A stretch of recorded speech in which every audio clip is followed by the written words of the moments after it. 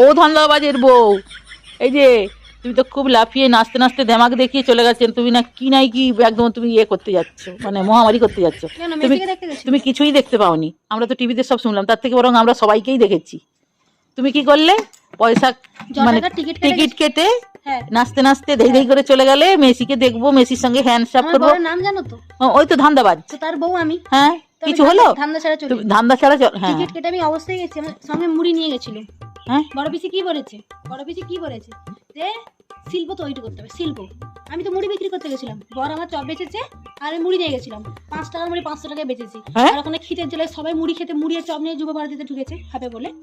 এবার তারপরে ওই জন্যই সত্যি সবাই বলে ধান্দাবাজ, আর বর কিছু ধান্দাবাজ বলে, তার বউটাও হয়েছে ধান্দাবাজ, মানে ডবল ধান্দাবাজ। দেখতে পাইনি তো কি হয়েছে, অবশ্যই তাকে দেখতে গেছিল, তাকে মানে দেখাটাই আমার বড় ক্রাইটেরিয়া ছিল। দেখতে পাইনি তো কি হয়েছে, কিন্তু আমি যে কত টাকার মুড়ি বেচে এসেছি না, 2 দিন পর আমার ঘরের শুধু সাইজটা দেখবে কোথা থেকে কোথায় উঠে যায়।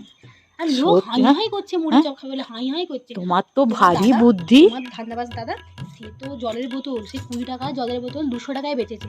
লোক তো জল খাবে, মেসি মেসি বলে চিৎকার করছে। তোমরা তো এমন ভাবে মানে দেখাতে দেখাতে গেলে না, তোমরা মেসিকেই দেখতে যাচ্ছ, তোমরা যে ধান্দাবাজি করতে যাচ্ছ। তোমার কাকা আলুর চপ মোচার চপ ভেজেছে, আমি 1 প্লেট মুড়ি নিয়ে গেছি।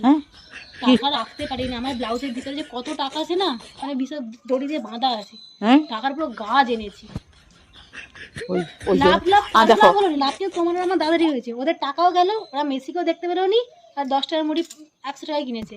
আর সেদিকে কি হলো বলো তো, আমাদেরই লাভ হলো। আমি ওরকম যদি 2 দিন ছাড়া ছাড়া ওরা যদি একে ওকে নিয়ে আসে না, আমাদের কিন্তু লাভ। আর সত্যি চমড়ি বেচে কিন্তু ইনকাম ভালো, বড় বেশি ভুল কিছু বলে, চমড়ি কিন্তু ইনকাম আছে। ও, আমাদের দিদি যে শিল্প করতে বলেছিল, তোমরা সেইটা মাথায় রেখে চমড়ি করেছিলে? সেটা অবশ্যই। হ্যাঁ গো, তোমরা তো বললে যে আমরা মেসিকে দেখতে যাচ্ছি, তার ভিতরে তোমাদের এত রহস্য লুকানো ছিল। ওই জন্যই তো তোমাদের নাম সব চিটিংবাজ আর ধান্দাবাজ। আমার শ্বশুরের নাম চিটিংবাজ।